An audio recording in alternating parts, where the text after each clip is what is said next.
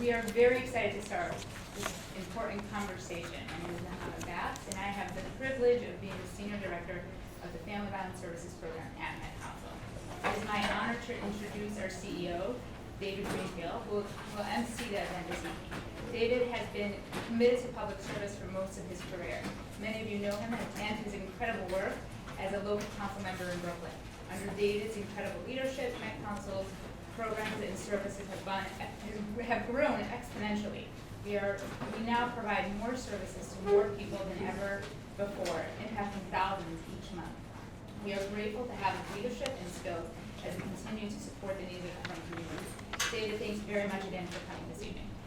Thank you very much, and thank you, Nechama Bax. Nechama is our Senior Director of our Family Violence Program. You should get to know her. She's a real tzaddikus who does incredible work every day with an amazing team of folks, and really just want to welcome everyone on behalf of Met Council and Met Council's Boro Park Chesed Center. I'm thrilled to welcome everyone to this special event focusing on strengthening Shalom Bayis. My name is David Greenfield. I am honored to serve as the CEO of Met Council, and at Met Council we're focused on meeting the needs of the frum community in many ways, from assistance in applying for benefits to entitlements to the kosher food that we provide all year round. And we have 10 different programs, including geriatric department supporting the needs of the elderly, Holocaust survivor program, elder abuse, family violence program, benefit services, benefit access, and of course just recently within the last year we realized that the need in Boro Park was so significant that we opened up a Boro Park Chesed Center right here on 14th Avenue. We're serving over 600 people a week, and one thing I'm very proud of at Met Council is that we don't charge for anything. It's all 100% free, there's no fees, there's no charges. We really, it's really core to what we do. In fact, when groups come to us and they say, hey, will you partner with us? I always tell them, look, unless it's free, we're not partnering with you. We're not in the business of charging people for things. We're just trying to help the community. I also want to recognize Judah Zellemeyer, who is our homegrown executive director of the Boro Park Chesed Center. Judah, you want to just wave in the back so people can see you? If you need anything in Boro Park, you can ask him. We have some flyers on the Chesed Center and what Met Council does. Hopefully you'll take a look at that and it's available to you. I want to thank all the staff at Met Council who spent many hours putting together this really amazing evening. I want to thank Hannah Lupian, Avi Spitzer, Ben Siegel, Rob Newman, Malka Himloch, Esther Teitelbaum, Carly Lynn, Suzanne Sursko, Judah Zelzmeyer, and of course Nechama Bax. A lot of people worked very hard to make this happen for you tonight. I also want to thank Barry Spitzer, who's a very dear friend and a wonderful Oskin who serves as the district manager of this community board and so generously gives us this space on a consistent level. We really, really appreciate it, and I want to thank Shalom Task Force for partnering with us, as well as UJA for their partnership and all the work that they do. I have the privilege tonight of introducing our incredible panelists, and we have tremendous experts from the community to help us learn how to strengthen Shalom Bayis. I'm going to introduce each panelist briefly, but please take a look at their flyer for the full bios. And this is really amazing, and I think that, you know, one thing that everybody has in common, no matter who you are and no matter where you've been in life, everybody can always strengthen Shalom Bayis, right? It's just, you know, you can never have enough money, you can never have enough Shalom Bayis. That's true on both ends. And so we're really excited tonight. We have some tremendous people in the community. I'm just going to start in order from left to right. Rabbi Dr. Benzion Twerski holds a PhD in psychology from the University of Pittsburgh. He has spent much of his career dedicated to focusing on helping couples navigating through many Shalom Bayis challenges. Rabbi Dr. Twerski is teaching faculty at the Twerski Coaching and Counseling Institute, training Askanim, Rabbanim, Chassid, and college teachers in their roles in guiding couples with issues in Shalom Bayis. He is literally teaching the next generation of people who are helping people with Shalom Bayis. So thrilled to have him. Thank you and welcome Rabbi Dr. Twerski. Please give him a big round of applause. Rabbi Bentzion Shafuer is the founder of the Tiferes B'nai Torah, Yeshiva program for working people, TBT, and theshmooze.com, world-renowned.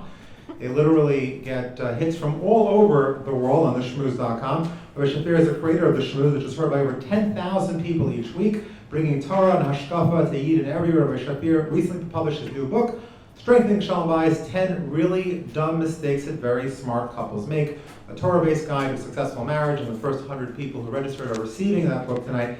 Thank you, Rabbi Bentzion Shafuer. Let's give him please a big round of applause. We appreciate all that you do. Faye Wilbur, LCSW-R.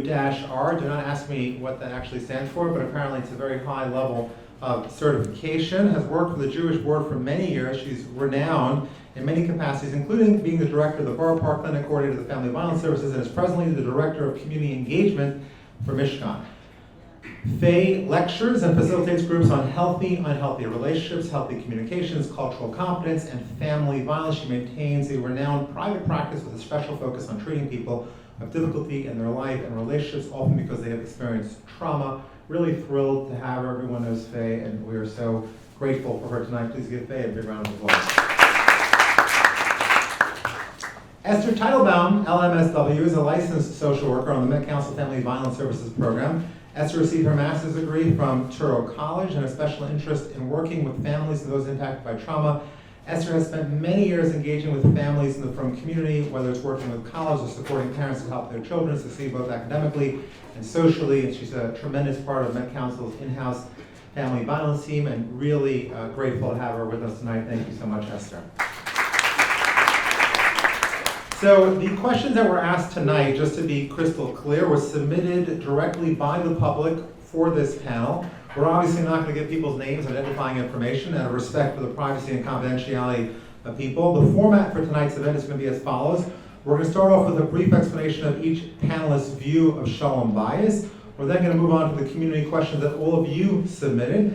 Each panelist will have 3 minutes to answer each question. It is my unfortunate task to keep panelists on time so that we can get through a whole lot of information tonight. So I'm going to nudge respectfully to our panelists if they're running over 3 minutes. And we're going to start with, this is our question, to be clear, just to set a baseline, and every other question is questions that were pre-submitted by the community. And so we're going to start first with the question, and we're going to start first from left to right, by Dr. Benzion Twerski. We're going to ask everyone the same question. What is Shalom Bayis?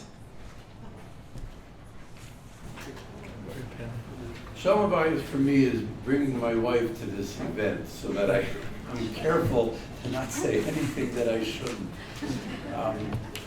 Shalom Bayis is the peace and the tranquility that dominate the home. And the husband and the wife form the parental unit for the children. And this is not just a statement about the relationship as far as the children go, but it's a relationship between themselves. It is 2 halves of a single unit, and the more that I recognize that my spouse is what gives me shleimus, that's how much I'm going to appreciate it and how much I'm going to embrace it. And this Shalom Bayis is a lifelong work where men and women are constructed differently. Our bodies are different, our minds are different, our thinking patterns are different, our preferences are different, and that's something that we have to make peace with. Being at peace with somebody who's identical to you may not be a very big challenge. Being at peace with somebody who's different, that's where the secret is. I was just saying to Rabbi Shafuer earlier, 2 people who like the same flavor ice cream are not guaranteed to have Shalom Bayis just because they share a preference. But if they can deal with the fact that they are different and that they disagree and they can handle those things, that's when you see Shalom Bayis in its true colors. Rabbi Shafuer, what is Shalom Bayis? Okay, thank you. Thank you, Rabbi Twerski. Okay, if I had to sum up, I would say there are 3 pillars to a successful marriage. There's commitment, love, and learning to live together. Commitment comes from the knowledge that Hashem doesn't make mistakes. Hashem arranged for the 2 of you to be together because you are fit to be together. And that commitment will allow you to remain focused on the marriage, remain focused on working on the marriage. Love is the day-to-day glue. Could we get less feedback? Because I have ADD and I get distracted. I'm going to shut up. I'm sorry, guys. Anyway, love is the glue on a day-to-day basis. The glue that keeps the marriage together. Try that again. Try it again without yeah, because we turned off all the the mics. There you go. sorry. Okay, are we good now? Yeah. Okay. Very good. On a day-to-day basis, that which keeps the marriage going is the love. Love is love is everything that goes into making a marriage, from the small little gestures to the regular date nights to everything that requires for a couple to stay in love. But the third part of marriage is the most difficult. Many couples are committed to marriage. Many couples even manage to create and keep a bond of love, but it's the learning to live together, that ability to recognize that different human beings, by definition, will be different, have different ways of doing things, different approaches, and being able to embrace another person's approach, and being able to accept that my spouse will be radically different than me, and not trying to change them often is the most difficult. So again, 3, commitment, love, and learning to live together. Thank you. Faye? Hi, thanks all for coming. So I see Shalom Bayis as mutuality. People value each other, respect each other. If something wonderful happens in your life, you want to tell your spouse. If something terrible happens, you want to tell your spouse. If you're worried about something, you want to tell your spouse. And your spouse knows with all of those things, you'll listen to them. And if they know you listen and you know they listen to you, that's Shalom Bayis. Shalom Bayis is harmony between husband and wife. It's working together to reach goals and aspirations which can't be reached without the other. Having respect and care for the other and for ourselves. Marriage is like a light bulb. It shines light on our deficiencies, and it forces us to confront our weaknesses, our fears, and our vulnerabilities. We often come into marriage expecting that the other's gonna complete us, make us whole, but the only way to achieve Shalom Bayis, I believe, is to look inward and fix ourselves. So often people get into fights because they are not happy with themselves, but when you are able to be happy with who you are, the level of fighting is drastically diminished. Conflicts, not to be confused with fights, are part of a marriage because we just think differently. And the way that we deal with them can make the bonds between us even stronger and healthier. And at times, we may fight, we may hurt each other with our feelings, but we need to repair, and that in and of itself takes humility. But if we can do it right, then we can bring our marriage to a stronger place and a greater connection. And in order to maintain Shalom Bayis, we must put forth constant effort. It's a lifetime work. No matter whether you're married 5 years, 10 years, 25 years plus, just like a pilot can't fly a plane on autopilot, we don't run our marriages just letting them on cruise. We have to steer and navigate. Some days there's the sky is clear, some days there's turbulence. We go through life. I'm sorry. Thank you. No, we appreciate it. You'll have plenty of opportunities to answer many questions. Sorry to be that person, but someone's got to do it. Rabbi Shafuer, I'm going to ask you the first of a series of questions. We ordered the questions and we chose who should respond to them, but I just want to be clear. All these questions came from folks who asked us the questions beforehand. Here's the question verbatim for Rabbi Shafuer. Very popular question. How can I get my spouse to change? Specifically, are there things that you can ask your spouse to change, and what is not your business? For example, if I don't like the way my spouse dresses, is that something that's okay or not? Or are there other issues that are okay to ask them to change? And if so, how can they change? Okay, just 3 minutes? Okay, notice the ladies laughed, the gentlemen didn't laugh. Okay, we're not going there. Okay, before I give a marriage seminar, I often give out a sheet. And one of the main questions on the sheet is, if you could change one thing in your marriage, just one thing that would radically change your marriage, what would it be? Now, to tell you the truth, I have a Yetzer Hara. And that's why I write that question on the sheet. Because I know exactly what the answer is going to be. It's going to be one thing about my spouse. If my spouse were neater or less rigid, more on time, less on time, I know invariably it's going to be one thing about my spouse. Ladies and gentlemen, every single spouse, I believe, comes into marriage with an absolute need, an emotional need to change their spouse. It's incredibly common, it's incredibly pervasive, and it obviously, never works. As a matter of fact, I have a little theory about marriage. If you look at marriages that are good, I think there's sort of like, you could watch They'll be okay for 20 years. Then suddenly the marriage gets much better. Why is that? For 20 years she tries to change him. For 20 years he tries to change her. They try, finally, and he's like, he'll never change. She'll never change. They give up, and suddenly he's so much nicer. Suddenly she's so much easier to get along with. And that is one of the great secrets. You're not going to change your spouse, but you know why? Because what you're trying to change is a temperament. It's a nature. It's inborn. It's part of the human being, and you're not going to change them. You're going to try. You're going to desperately try. You're going to go to shiur after shiur. By the way, if I wanted people to come to a shiur, what would I title it? How to make money? How to finally get your spouse to change. Oh, and excellent. Yeah. Jam-packed. And what's the answer? You can't. Thank you. Okay, thank you very much. Faye, Wilbur, let me ask you this question. And this, once again, comes from the audience. What is the key to not getting angry or upset at one another? And then the continuation of that question is, how do you fight fear? Good question. And how not to go to bed angry. So there's a lot of questions over there. And we'll give you 3 minutes, please, for those questions. Okay, so we're all human. We all have feelings. We all get upset sometimes. If Moshe Rabbeinu could get upset, kal vachomer me. So we have to be realistic about ourselves. We have to be realistic about our spouses. We are all imperfect. We need to learn how to control our feelings, how to express our feelings. As Esther said before, self-awareness, how to recognize what we're feeling. If we can recognize it and put words to it, then we can deal with it and handle it better. So how do we communicate? Listen to the words, listen to the body language, see what's being said or not said. See how you speak.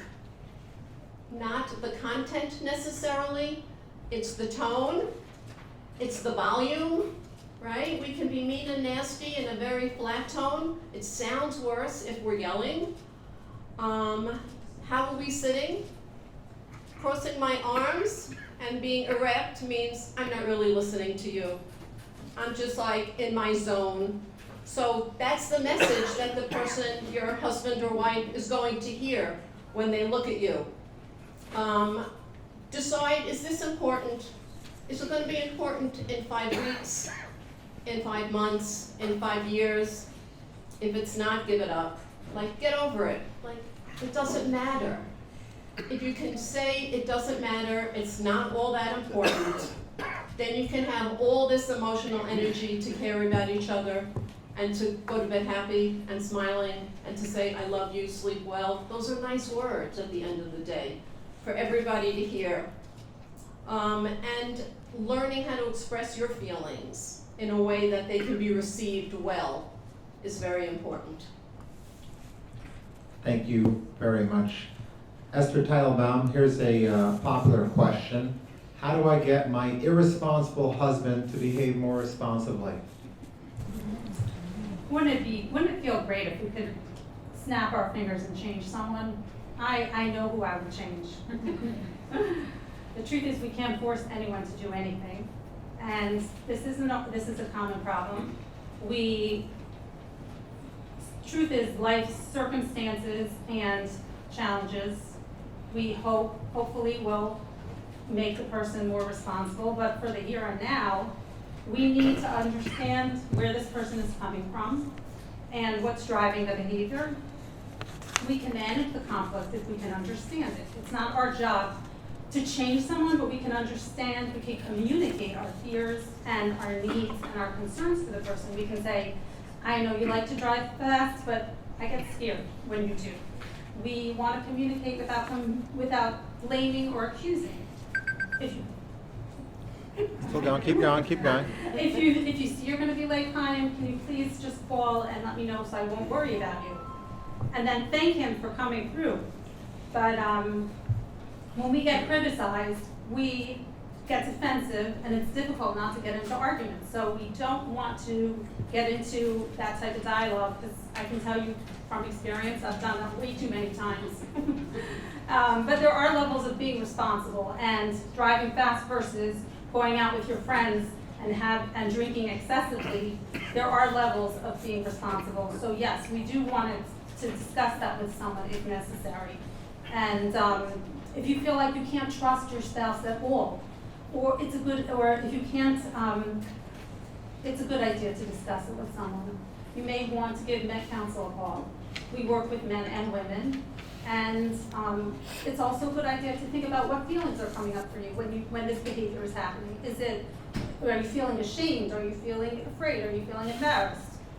Now we run out of time officially. Thank you. I did my best. You always do your best. Thank you. We appreciate that. Why don't we ask the husbands the same question? How do I get my husband to behave more responsible? Just to be clear, I'm asking the question for somebody else.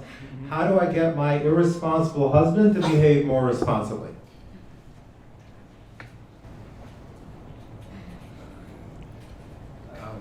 In the 12-step program, they use a serenity prayer that I'm going to alter the content to match the subject over here. God, grant me the serenity to accept the people I cannot change, the courage to change the one I can, and the wisdom to know it's me.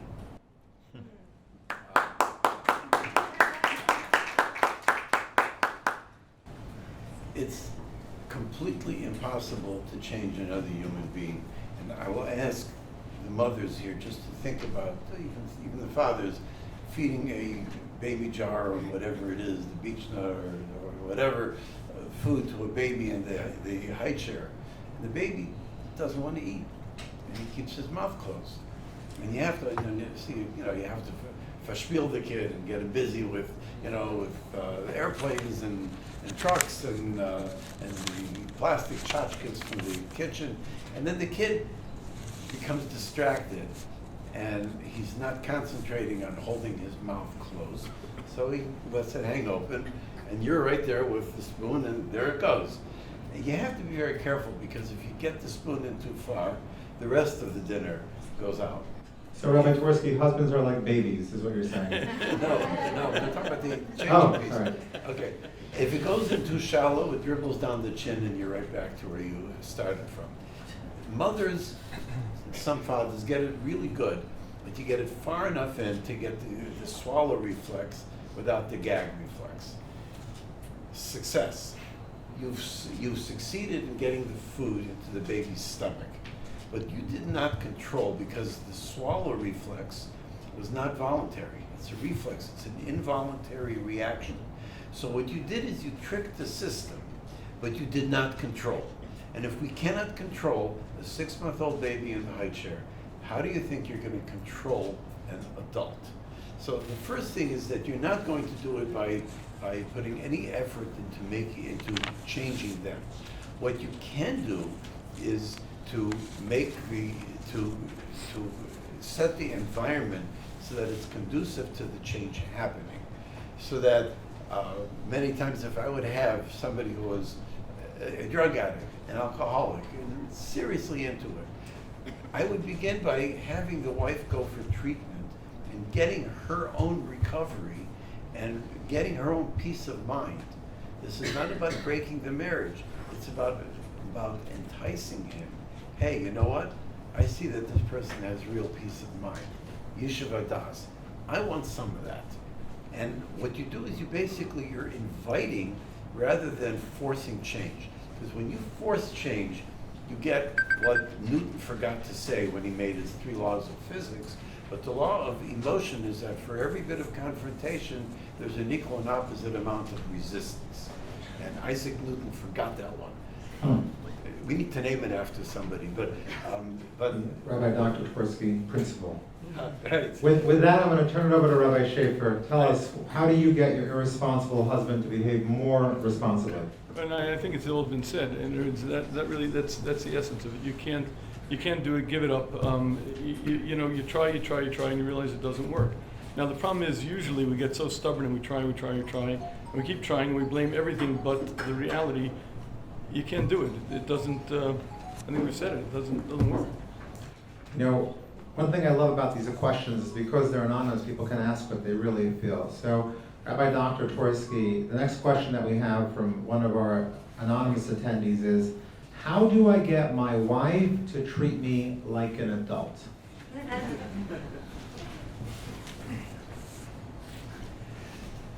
Challenging question because the problem that you can have over there is that the husband and the wife are going to define that completely differently. They're not going to be on the same page.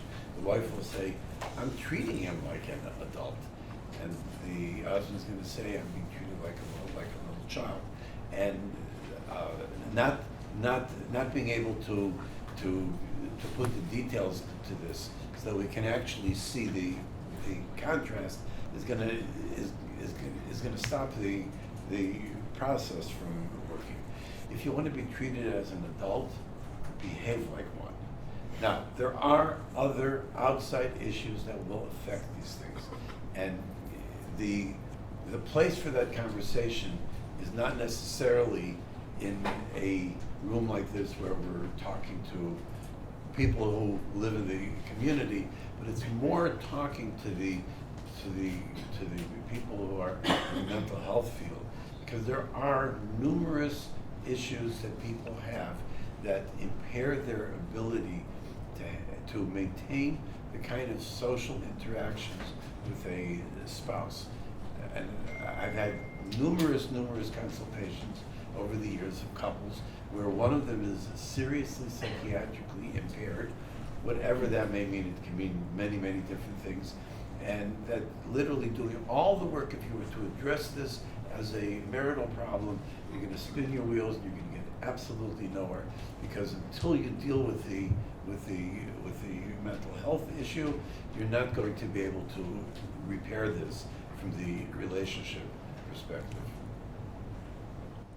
Thank you. Before I turn to the other panelists, Judah, we have 5 seats available in the first 2 rows for women who would like to sit. So I just want to encourage folks to come to the front. There's 5 seats available. Folks should not be shy. Everyone's always afraid to sit too close to me. I promise you that I used Listerine before this event, so it will be a very pleasant experience. Does anyone else want to weigh in on that on the panel? How do I get my wife to treat me like an adult? Does anyone else want to jump in on that? So that's not the part I want to jump in on. I just want to follow up to what Rabbi Dr. Twerski said about getting help when you need it. So I know the community believes that only people in private practice are competent, so I just want you to know that's not true. There are many wonderful therapists who work in clinics, whether it's Jewish Board or any of the other ones. And as Rabbi Dr. Twerski said, if you get help for yourself, then things can significantly improve. So we've come a long way in the community. I mean, Baruch Hashem, we used to have to, people would hide, they wouldn't wait in the waiting room. Now people bravely say, I want to get better. I want a quality of life. So don't hesitate to get help, whether it's a Jewish Board or anywhere else. Can I weigh in on that? Sure. Actually, so I do want to mention something on this point. I deal with couples on a regular basis, and as Rabbi Twerski said, and it's to support this point, marriage is an institution, but it's not a hospital. If one of the spouses are unhealthy, the marriage can't work. The reason why it can't work is because you don't have the 2 parties on any level that they can join together, and until you deal with that particular issue, and it doesn't have to be a psychiatric issue, it could be a psychological, it could be an emotional issue, but oftentimes, when couples come to me, it is not a marital problem. I'll say to them right away, this has nothing to do with your marriage. This has to do with one individual, and until you deal with that, you're not going to repair the marriage because it's not a marriage problem. So it's very important to be aware of that and be able to identify it properly and at council or wherever you're going to go to get that help. Thank you, Rabbi Shafer. I do want to just point out to Faye's point, I think actually that for a lot of folks what we're finding is that especially post-COVID, some of the wonderful professionals like to work for not-for-profits. The hours are better, the collegiality is better, the level of professionalism and community development and continuing education is better, and I think that's actually why it's sort of rare in this space where you get some tremendous talent that works in the mental health world and not-for-profits, so whether it is the Jewish Board or OHEL or of course at Met Council. And one of the unique things about Met Council as well, which folks should know, is that while the overwhelming majority of our clients in the Family Violence Department are women, we certainly have male clients as well, and folks should be comfortable calling as well. Faye, back to you. I want to ask you this question, which comes from an anonymous person in the room tonight. I don't feel like my husband respects me, and it really bothers me. If I ask him for respect, it won't be real. We're very different natures, and I feel like my husband looks down on me for a bunch of reasons, including being loud and talkative. What can I do to gain his respect? So I'm a little stickler about language. So if you translate loud and talkative to social and friendly, it sounds so much better. So we need to have self-awareness and self-confidence. And he might be fine with you being loud and talkative or social and friendly, and you might think that you're over the top. Also noticing, is he critical of everyone? Does he have no rub because he knows the answer to every shaila? Is he only critical of you? People who don't respect anyone, we talked about you can't change anybody else. If they don't respect anybody, then they probably don't have the self-awareness to even see that they should change. Taking responsibility for someone else's problems is not going to be a good plan. So understanding yourself, when you think about people who say, oh, my wife is OCD, maybe she's organized and efficient and clean. Again, how you look at things can be so different and can frame everything. And one person's cleanliness is another person's chaos. So earning respect, first you have to respect yourself, you have to be proud of yourself, you have to know what you're good at and what you're not good at. None of us are good at everything. I mean, if you are, kol hakavod. I can list what I'm not good at, but we won't do that. 3 minutes. And don't change to please someone else. If there's something about yourself that you're not comfortable with, work on it. The Gedolim told us it'll take 30 years, so kol hakavod. But understanding who you are and respecting yourself, and again, if your spouse doesn't respect anyone, then you might want to call Met Council, because that's a real issue. We all need to have respect for other people, otherwise we're going nowhere fast. Thank you, Faye. Anyone else on the panel want to weigh in? I don't feel like my husband respects me and it really bothers me. What would you recommend? Rabbi Twerski? A brief vignette of a couple that came in that this was an issue, that the husband was expecting a lot of respect from his wife, and she was not forthcoming. And when I met with them individually, I asked each of them what their chosn or kala teacher taught them about respect. And here is where I got very frightened, because the husband said, my chosn teacher told me that my wife needs to respect me. And the young woman said, my kala teacher said, your husband, if he wants respect, needs to earn it. Now, while both of those messages are true, they should have swapped. And the husband to have been told, you want respect, earn it, and the wife should have been taught, respect your husband.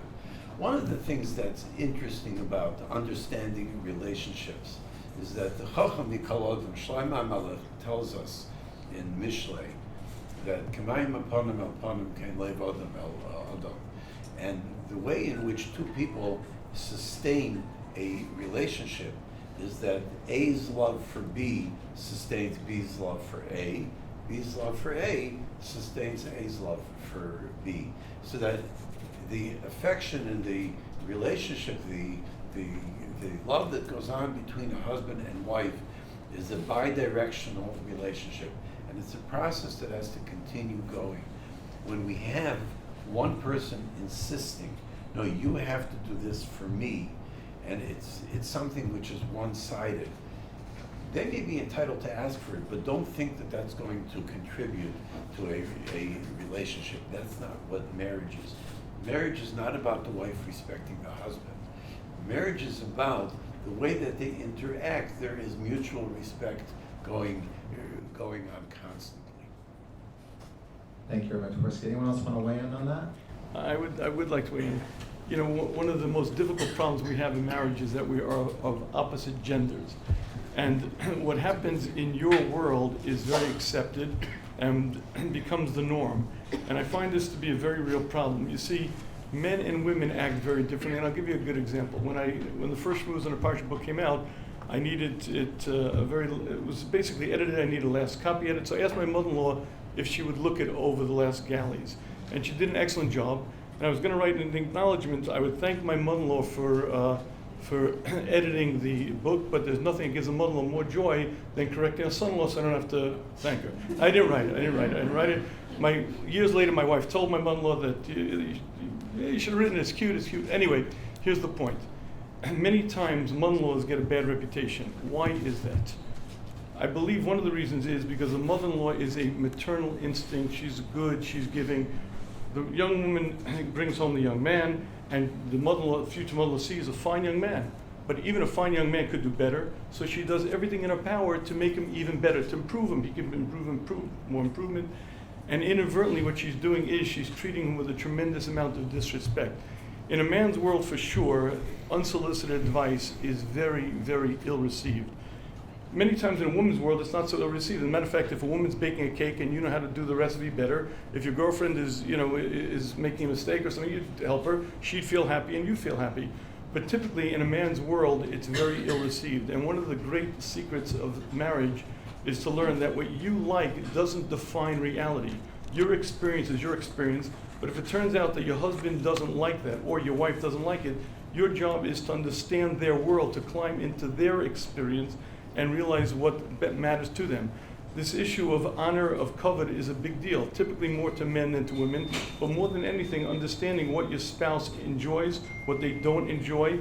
If in fact your husband seems to overreact to something, instead of saying he's overreacting, it's time maybe to step back and say, gee, that's curious. Why does he react that way?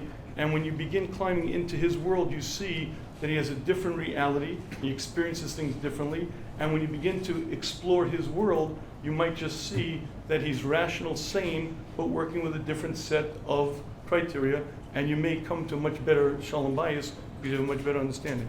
Thank you, Rabbi Shafuer. Next question for Esther. How do you deal with the spouse that's very critical? So pretty much this was just answered. I just want to add that criticism is usually coming from someone who's in pain. And we would want to start by being curious and just seeing it from the other's point of view, as Rabbi Shafuer said. Not necessarily, of course, our natural response to criticism is to just get angry and defensive, so this is going to be hard. But, and we don't enjoy being criticized. We all experience it. But there is a difference between being criticism, and a person being made to feel dumb, worthless, like you can't do anything right for your spouse. You're made to feel like you deserve to be hurt or mistreated. So if you feel like you're walking on eggshells around your spouse because you're afraid of disappointing them, then that's a concern. So we want to have a dialogue, but there cannot be consequences for someone who's asserting her point of view. If you have a point of view and you're asserting yourself and you're being given the silent treatment for a couple of weeks or rage and you're feeling unsafe, then it's time to contact counsel. Thank you very much.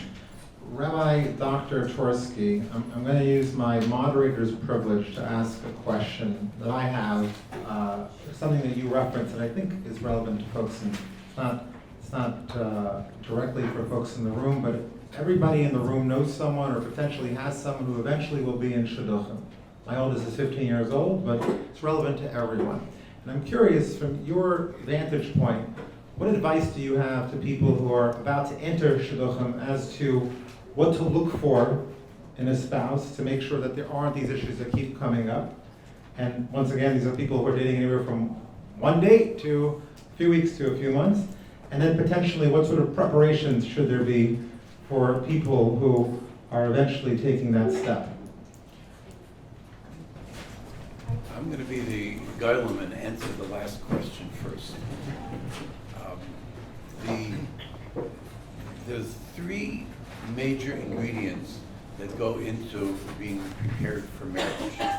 Ingredient number one is role models. Were our parents positive and wholesome role models for us? What other models were we exposed to prior to marriage that we should have an idea of what marriage should be? Second, Musar. Now, Musar, I do not mean Musar as in listening to Musar Shmooze or listening to Musar, a Musar Shir from the various websites.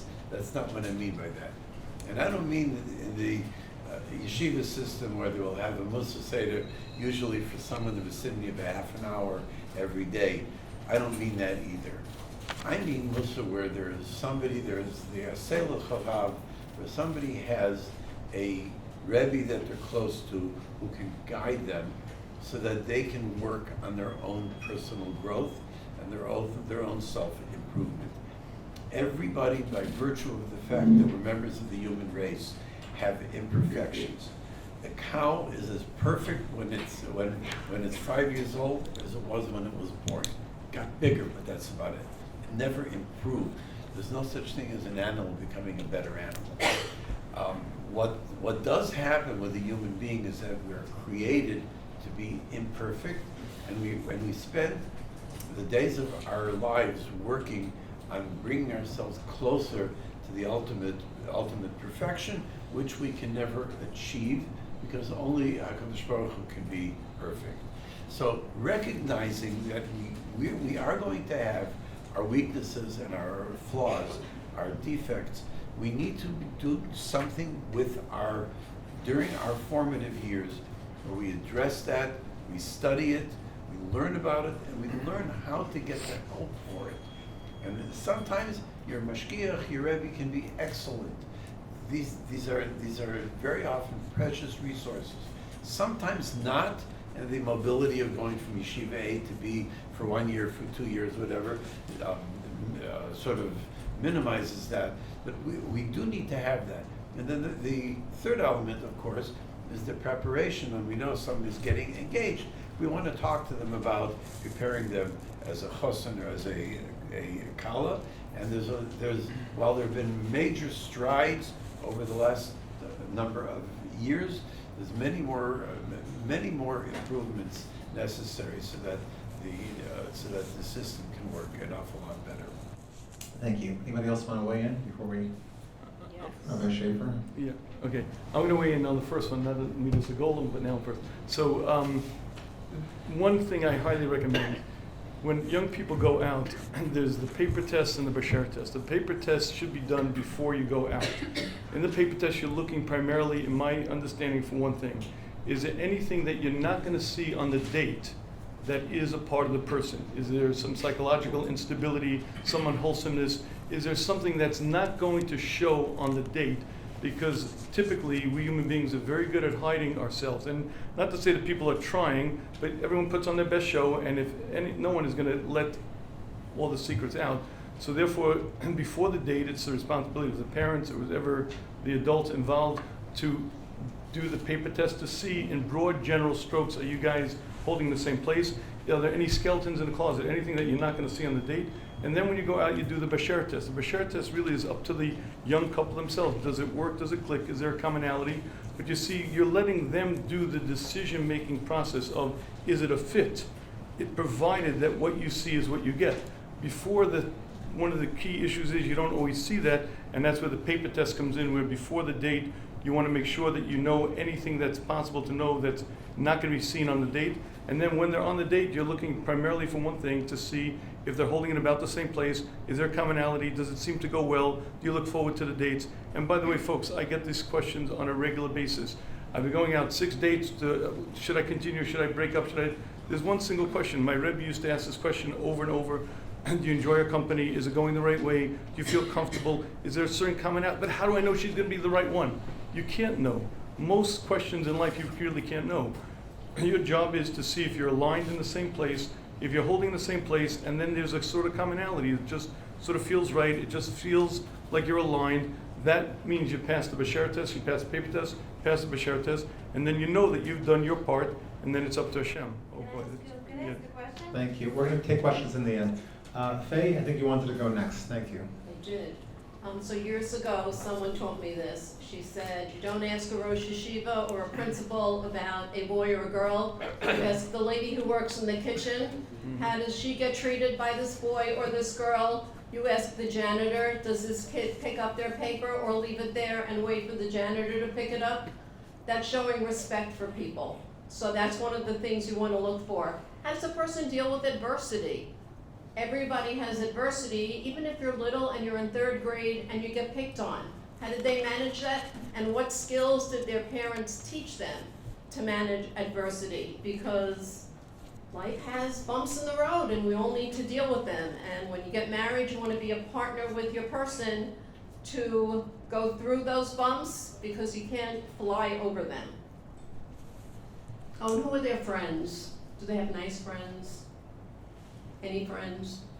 Yeah, I was gonna say, do they have good relationships with people and friends? Thank you very much. Rabbi Shafuer, let me ask you this question, back to the audience questions. What can you do if your spouse has a different value system than you and your spouse, using the words that were given to us here, hates you for your value system? So your spouse has a different value system and they hate you for your value system. Okay, and those are pretty strong words. So here's the following case. I just read what's in front of me, just for the record. Yes. Okay, a young woman comes home, it's Yom Kippur. 2 o'clock in the afternoon, she walks into her apartment, and on the couch she sees her husband, ham sandwich in this hand, cigar in this hand. He takes a bite of the ham sandwich, takes a smoke on the cigar. What does she do? She does exactly what any self-respecting woman does. Stop that right now, it's Yom Kippur, what are you doing, ham? Like, what's wrong with you? Now, I don't have to share with you the fact that obviously he's very off the mark, but I'd like to share with you she's also missing the point. You see, when you get married, you are equal partners in this thing called marriage. Now, if you find yourself in a place where this marriage isn't what you contracted for, you may have to dissolve the marriage, it may be time to end it, but as long as you're married, you're equal partners in this thing called marriage. As a Rebbe, as a mentor, as a teacher, she might be doing a very good job, but that's not her role. Her role is to be best friends who love each other, equal partners in this thing called marriage. Friends don't demand, friends don't command, friends don't say, you stop that now because I said so. You see, there's a sort of attitude that seems to be very pervasive, that when your husband or your wife does something wrong, it's your job to stand up and set them straight and really let them know. Now again, there are many situations where that is appropriate. If you're a Rebbe, if you're a mentor, if you're a rabbi, if you're a mother, that might be appropriate. But in a marriage that is very, very destructive, because you're best friends who love each other, and understanding that relationship is essential. So when you say the word hate, and because of different value system, to me that means the basic rubric of the marriage is greatly, greatly impaired there. And that's something that requires outside help. You need to, if that word is as serious as you meant it, I would highly recommend you speak to somebody, because you absolutely must get an alignment there. Meaning, you're gonna have different values, you're gonna have different things, you're gonna have different ways of looking at things, that's okay. But the minute it gets to the point where you actually feel your spouse hates you because of your values, you guys are not in a good place, and it requires some outside help at that point. Thank you, Rabbi Shafuer. Anybody else want to weigh in on spouse hating their value system? Okay, we're going to move on to the next question. This is a question for Rabbi Dr. Twerski. What do you do if you find out later on that you disagree on something major regarding how to raise your children? Which I guess you always find out later on, because when you get married, originally you probably don't have children. So, fair question. Some years ago, I consulted to a couple, a very Teitelbaum couple. The husband had a share in the morning, a share at night, he worked at home, and he went to work during the day. The wife was listening to Torah tapes, it predates all these websites and phone lines. Several sessions in, they shared with me one of their really hot topics that they disagree about. He's a Yankees fan and she's a Mets fan. Clearly. You should have asked that on the first date, just to be Right. fair. It's on the list. Right. Rabbi Shafuer mentioned, right? You need to understand. It's a quick background check. Who are you rooting for? Paper test. Clearly, they were unable to disagree on something that really does not conduct their home, they couldn't even disagree on that without it becoming an issue of me against you. So this was not about the Mets and the Yankees. When a couple disagrees on a matter of chinuch for the children, there's always an option, since there's a lot of guidance from the title world and the title leaders. There's always people that you can ask as a third party to say, hey, because of Shlishi, I say A, you say B. Let's go get an objective third party that's not going to be biased towards me, towards you, and is going to be more interested in an outcome for the children. I did an informal survey at a Nefesh conference many years ago, and I asked those professionals, those therapists who work with couples, have you ever encountered a couple that was on the verge of divorce because they disagreed which yeshiva the children should be sent to? And of course, you have the Chassidish version, you have the Litvish version, but it's exactly the same thing.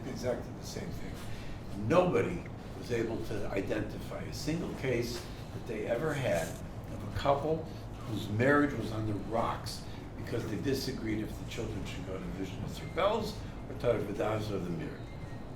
Why not? These are serious things. If you think about it, they're saying, I want to take the scenic route, or I want to take the faster route. They're not quarreling, they're not disagreeing about the goal. The goal is, I want the best for my kid. And if I believe that the best chinuch is going to be in yeshiva A or a school A, then that's what I'm going to be pushing for. These do not become Shalom Bayis matters. They become Shalom Bayis matters when the unspoken sentence is, and I got to win this one. And as soon as you have victory between a husband and a wife, you're having somebody who's going to lose, and nobody wants to be married to a loser. Thank you. Esther, do you want to weigh in on this as well? Just to say that even our avos and imamos disagreed on major chinuch issues. Abraham Avinu and Sarah Imenu. Sarah wanted to send Ishmael away, and Abraham disagreed, and Hashem had to intervene and say to listen to Sarah. So we see that even in the Torah, they disagreed. But it's how to disagree. We know that they didn't have an argument, chas v'shalom. But it's very important that when we raise our children, they need to see that our home is secure and happy and safe, and that the parents are not differing that in that way. That they can discuss it, they can go to a rav, but the children need to feel the home is a secure place. Can I echo something? Thank you. Rabbi Shafer? I would like to echo something that Mrs. Wilbur said. So any disagreement that you guys have will have far more damage to your children if they see you bickering than any issue in terms of disciplining the child. What I mean by that is simply like this. If you guys, let's say one parent is more rigid and one parent is more lenient, I guarantee that the difference of whether you're too lenient with your child or too strict with your child will not have anywhere near the damage to your child's upbringing to where if they see the parents fighting. Especially when your kids are little, you guys, the parents are 10 feet tall, you're the center of gravity, and if the essence of their life begins fraying, if they see mommy and tati fighting, that everything about their entire existence becomes questioned. Their entire security, their entire emotional balance, that is probably the most damaging thing that parents can do. And I believe that any difference in opinion in terms of hashkafa or disciplining or any issue that you may disagree on as a couple, the quibbling is going to end up being far more damaging to your child than any being too lenient or too strict. But I have one very important follow-up with it to that. When one of our children was, we were in Rochester for many years, I was Rebbe in the high school there, and one of our kids was having a little issue with the school, so they recommended we go to see Dr. Underberg. Dr. Underberg had been the head of University of Rochester psychology, and she was then working with parents. And my wife and I went for a couple of sessions, and she gave us some tips on how to deal with our child. The woman was brilliant beyond description. I sat there taking copious notes. after we solved this problem, I said to my wife, I want to continue. We went for years, literally once a week we would go. This woman, she had been a student of Dr. Chaim Ganat, and she was brilliant. Her understanding of the child, the nature of the child, what the child needs was phenomenal. I begged her to write a book. I told her then we were going to write the book together. Unfortunately, she died before the book was written. But in any case, I learned a very important lesson. And that is, why do you feel that your way to parenting a child is correct? Let's imagine we have a situation, the husband wants it one way, the wife wants it another way. Ask each of them which way is correct. My way is, if you're being too tolerant of the child, you're going to destroy it. If you can be too strict, you're going to destroy the child. How do you know your way is right? I'd like to share with you the vast majority of our parenting technique is based on one thing, my personality. If I'm by nature rigid, that's how I'm going to bring up my child. If by nature I'm very laid back, that's how I'm going to bring up my child. And if you study most parents, the way they parent their child is based on their temperament, their nature. So whenever you have a debate with your spouse about what's the right way, the first question to ask yourself is it worth it? Meaning if we're going to end up in a fight, it's going to be far more damaging to the child. But the second question is, am I right? Meaning, is it double? It's not me, it's the machine. It's the Am I? microphone. Sorry. Please continue. Am I right? Meaning to say, is it 100% correct that the nature of this child is he needs a discipline? Is it 100% true that the nature of this child is such that being too strict is damaging? How do you know you're correct? And I'd like to share with you, it's not so simple that you're correct, and most likely it's not so true. So the bottom line is, I think there's an awful lot to be said for giving in and raising a child together. But again, as Dr. Twerski said, understanding that it's the relationship, it's never really the issues, it's always the underlying relationship that determines the success of the marriage, and how you deal with stuff is the key to a successful marriage. Thank you. Faye, let me ask you a question from one of our attendees. I'm a very busy mother between working and taking care of the home. How do I organize my time to have the right time for my husband and my kids? And yourself. At the risk of that old trite example, you have to put the oxygen mask on yourself before you put it on the person next to you on the airplane. If you don't do things for yourself, you're not going to have energy for anybody else. I'm not suggesting you're going on weekly retreats. We all have incredibly busy lives. So if you're blessed to have children, you need to figure out who needs what. That whole it's fair thing where your kids are counting how many sprinkles they have on the cookie. Sometimes one person needs 10 sprinkles and somebody else only needs 2. That's fair depending on what we all need. Our husbands and wives are adults, so we need to figure out how much is enough, and sometimes we want more. And it's okay to say to children, I'm talking to mommy now, I'm talking to Tati now, I'll be with you in a few minutes. We all need to learn how to delay gratification. Dividing up our day is going to look different every day.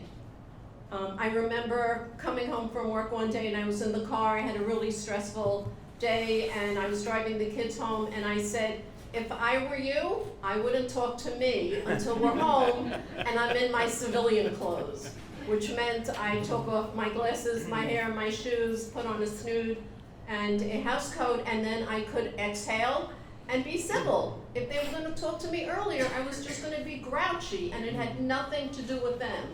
So being self-aware and being able to say to the other person, like, not now, let's give it a few minutes, I'm doing homework with her, I'll get to you in a minute, you can do whatever your little heart desires as long as it's within normal limits. And the relationship with our spouse, that's the one that, God willing, is going to be there after everybody else starts their adult life, right? We want to give our children roots and wings. So when they have their wings and leave, we're going to be home with our spouse, and that's the relationship we really need to nurture and take care of. And as my colleague said, and then the children will be healthier, because, you know, the best gift you can give to your child is to love their other parent. Thanks. Does anybody else want to weigh in on this? Rabbi Dr. Twerski? It's a double barrel benefit, because the children are being given not just the stability of seeing that the parents are a parental unit, but they're also having the role model of the parents caring for each other. And that's a very, very precious lesson for them to learn. It was precious when we got this from our parents, and it'll be precious for the children having learned it by having seen it by us. I think this is one of the most important things, that parents need to find time to spend with each other as frequently, I mean, obviously within reason, but just finding those little bits of time, take a walk, have kiddush with your husband in the morning when the kids are sleeping, if that ever happens. You know, when they're in bed and you have time, something, just you're gonna have to be creative, you're gonna have to really, there's gonna be one spouse that's gonna want it more than the other. So you're gonna have to work at it. But it's worth every bit of time and effort that you put into it to nurture your relationship with your spouse, because your children are going to gain, it's raising the next generation. The next healthy generation is going to come from your relationship with your spouse. Thank you.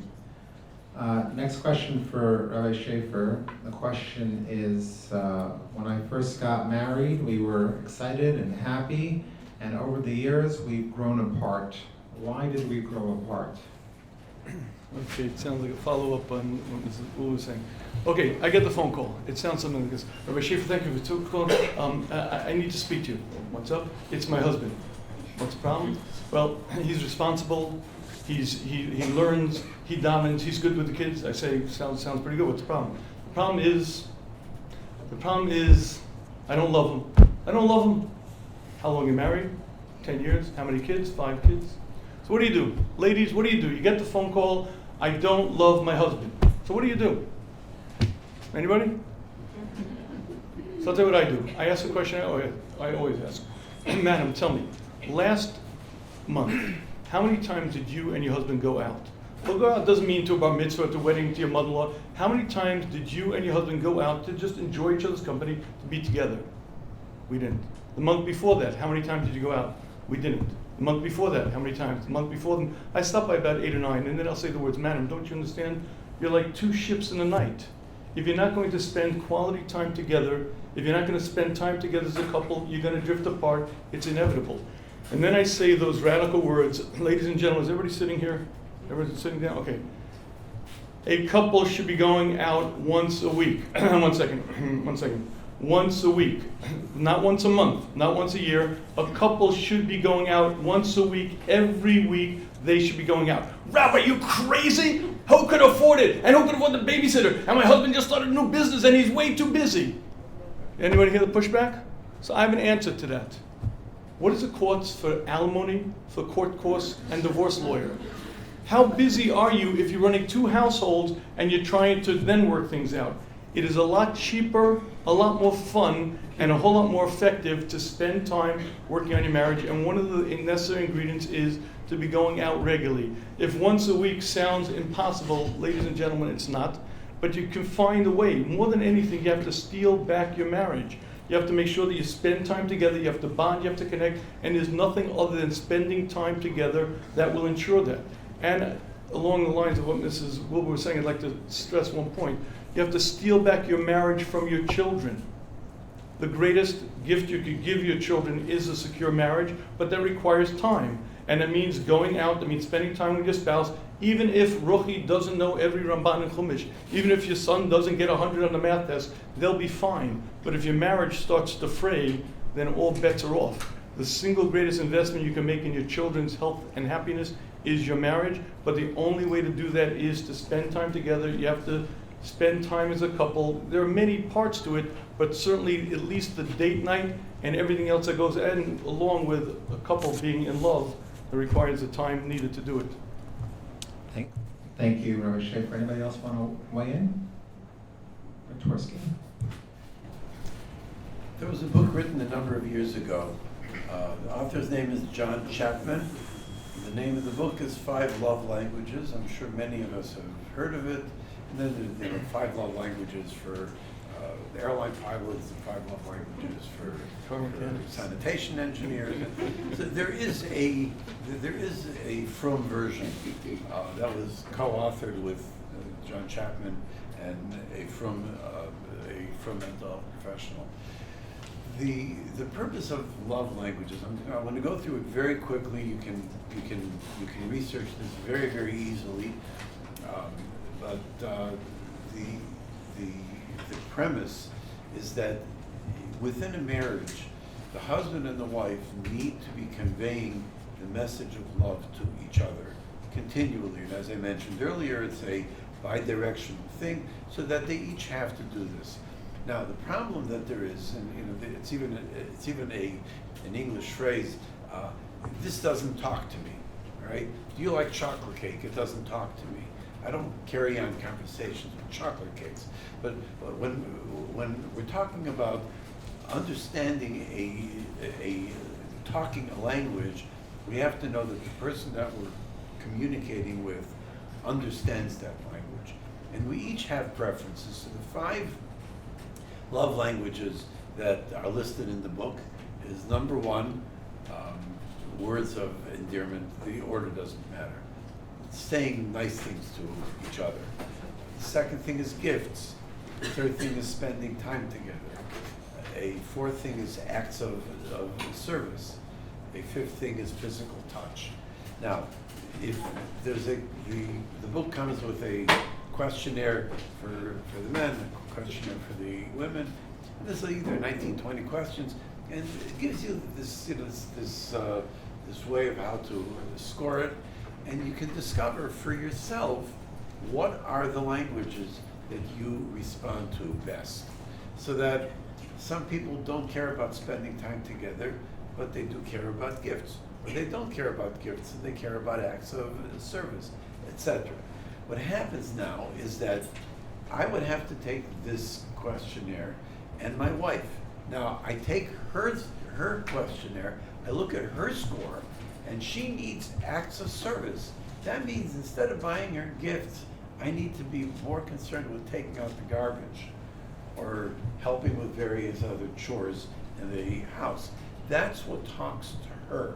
And she needs to know what things talk to me. And that's the language that she has to communicate with me. The bottom line is, and the reason this is relevant here, besides being a very profound thought, is that the marriages that don't develop the distance are the relationships that are nurtured with this kind of glue, with this kind of adhesive that connect the two people on a continual basis. And when that's not happening, there's going to be conflict.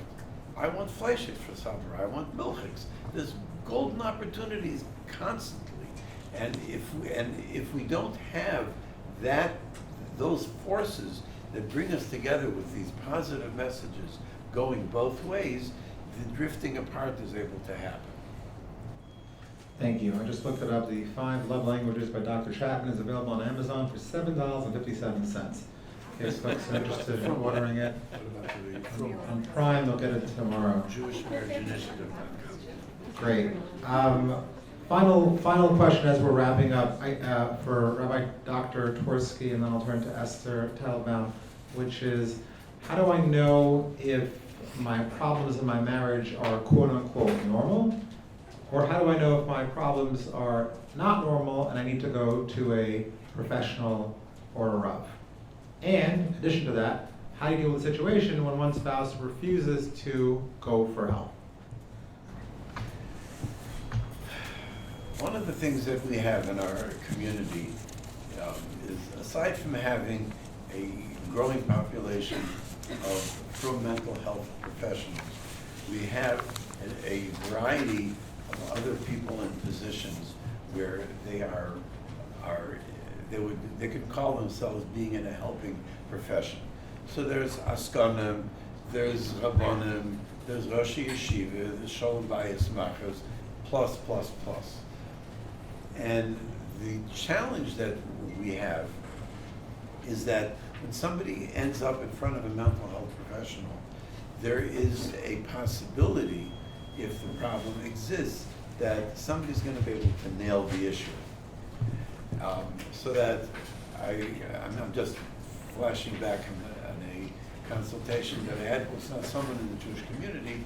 It was a non-Jew, but it was describing a whole series of symptoms and this and that. And then I said, there was a family member, does that person use drugs? They said, why, of course. And they didn't come in saying so-and-so is getting high. They came in describing, the irritability and the this and the that, so that there are times in which a mental health professional is in a better position to be able to identify some of the other underlying issues and to be able to hopefully focus on the right kind of intervention. At the same time, in the medical world, there's doctors, there's nurses, there's nurse practitioners, there's a whole array of medical professionals.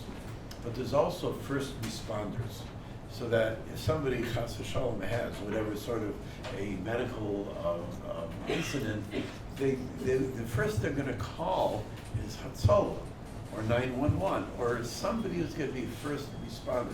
Well, in this realm as well, and particularly in Shalom Bayis, is really, really prominent, where people, instead of going to the mental health professionals as the first stop, they're going to make the first stops by any of these other abonim, askanim, etc. And here's where they need to be appropriately trained so that they will be able to identify red flags. This is something that's bigger than I can chew. I'm going to hand this one off. And a lot of abonim have professionals that they have connections with, so that they have that. If there's such a shiloh, they pick up the phone and they call this professional, and they bounce the case off with them, and they very often refer. So the first responders make a very, very big difference if they are appropriately trained. Some years ago, I was asked to speak for Hatzalah here in Boro Park. It was 2 weeks before Purim, and they wanted a little additional training so that they're going to be prepared for the calls that they may go on over Purim for people who are intoxicated and those who have used drugs. And yes, there are people who decided that you're supposed to use drugs on Purim. I have no clue why. But at the same time, they needed to be informed of some of the additional issues that are not the typical the typical cases that are being responded to by Hatzalah.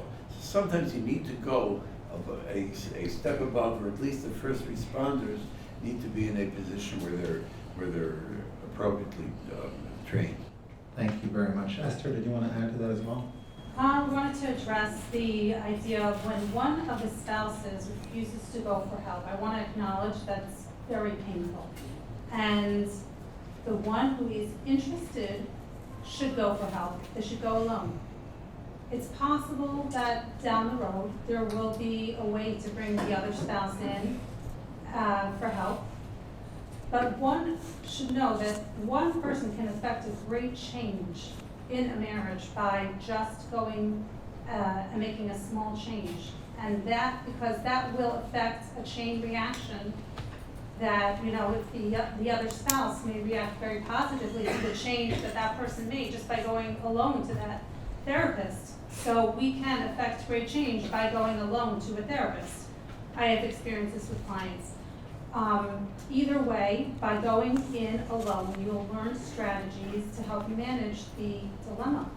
And I would especially encourage someone who to go for help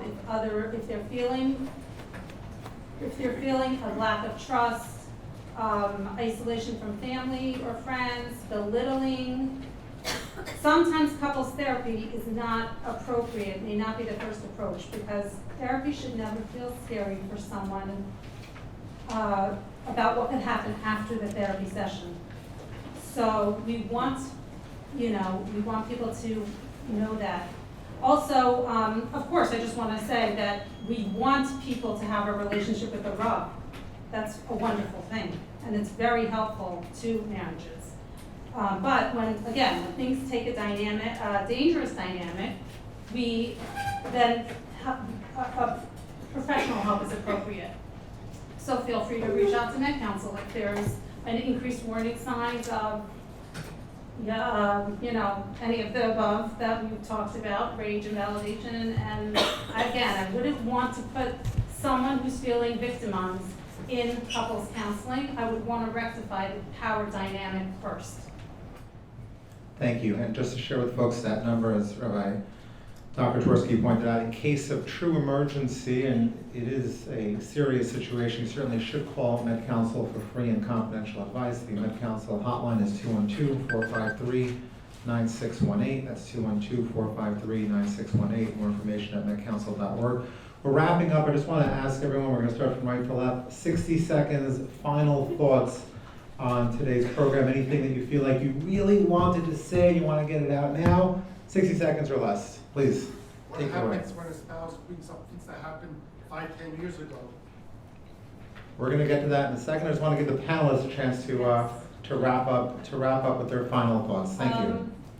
I want to wish everyone much hatzlacha in your marriages and in your children's marriages, and just give a bracha to everybody, and myself included, that we should just have elevated levels of Shalom Bayis in our homes.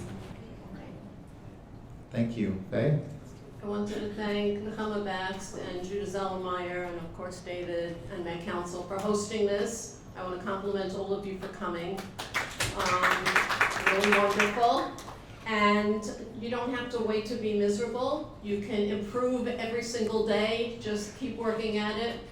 It's, Rabbi Akiva, he watched the water drip and the rocks got a little smoother. We can keep smoothing ourselves out. Thank you. Rabbi Shafuer? I would, again, just conclude sort of the points here together. Don't change your spouse, work on the relationship, learn to accept another human being, recognize that my experience doesn't define reality. That's the way I experience things, and learn to accept your spouse. Those three things. Don't change your spouse, work on the relationship, and learn to accept another human being in your life. And Mitzvah Hashem will help you create a beautiful marriage. Rabbi Twerski? And just following what I had said just before, communicating the positive affection in marriage on a constant, continuous basis is a very, very powerful ingredient to nurturing the relationship, and allowing it to grow, allowing it to be sustained. And it's the best thing we can have for the environment of our home and what we provide for our children.